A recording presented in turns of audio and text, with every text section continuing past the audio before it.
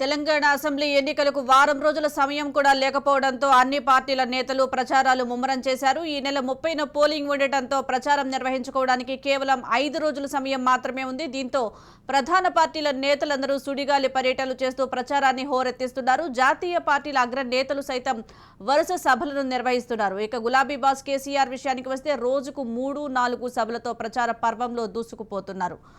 ఇక మరోవైపు రేపు సికింద్రాబాద్లోని పరేడ్ గ్రౌండ్స్లో కేసీఆర్ భారీ బహిరంగ సభ జరగాల్సి ఉంది. అయితే ఈ సభ రద్దయినట్లుగా తెలుస్తోంది. దీనికి సంబంధించి పూర్తి సమాచారం మా ప్రతినిధి సతీష్ అందిస్తారు. సతీష్,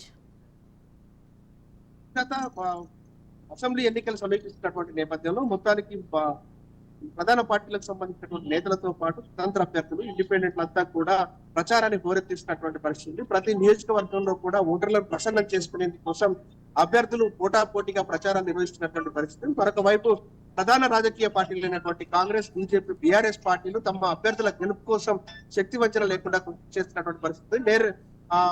అటు బడా నాయకులు కూడా పార్టీలకు సంబంధించినటువంటి అగ్రనేతలంతా కూడా పర్యటనలు నిర్వహిస్తా ఉన్నారు. ఒకవైపు భారీ బహిరంగ సభలు నిర్వహిస్తూనే మరొక వైపు ఇంటింట ప్రచారాన్ని నిర్వహిస్తూ ఓటర్లను ప్రసన్నం చేసుకునేటువంటి వైపుగా ఇటు ప్రధాన రాజకీయ పార్టీలన్నీ కూడా కృషి చేస్తున్నటువంటి పరిస్థితి.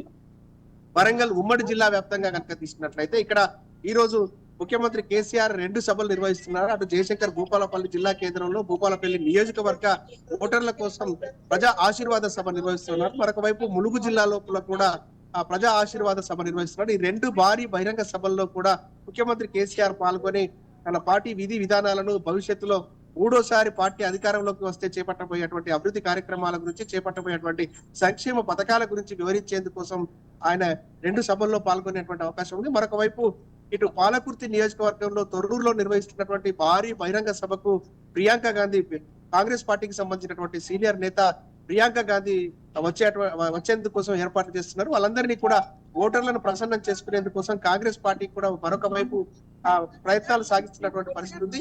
మరొక వైపు బీజేపీ పార్టీకి సంబంధించినటువంటి అగ్రనేతల పర్యటనలు కూడా నేడు రేపు కూడా ఉన్నాయి. ఒకవైపు ఇతర రాష్ట్రాలకు చెందినటువంటి ముఖ్యమంత్రులు, మాజీ ముఖ్యమంత్రులు, ఉప ముఖ్యమంత్రులు అంతా కూడా నియోజకవర్గాలకు ఇన్ఛార్జీలుగా పర్యటనలు నిర్వహిస్తూ ఉన్నారు. అక్కడ ఓటర్లను ప్రసన్నం చేసుకునేందుకోసం ప్రత్యేకమైనటువంటి సభలు, సమావేశాలు నిర్వహిస్తున్నారు.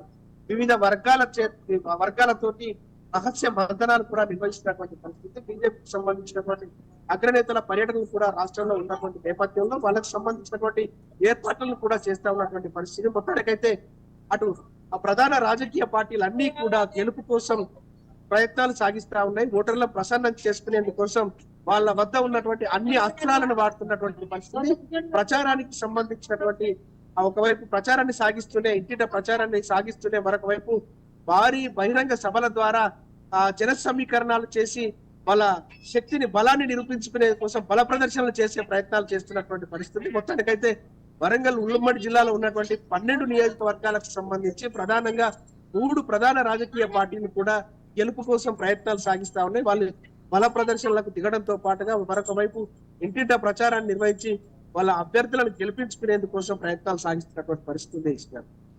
Right, thank you Satish.